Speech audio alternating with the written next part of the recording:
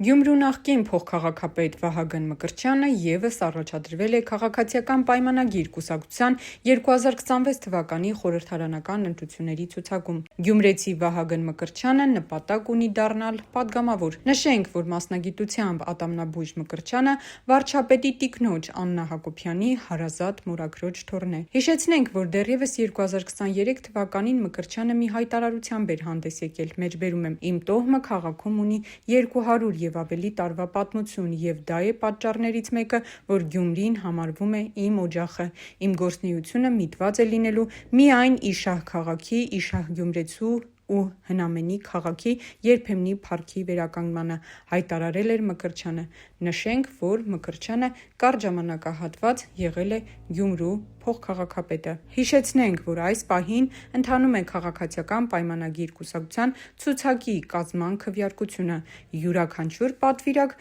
պետք է ընտրի 50 հոգու։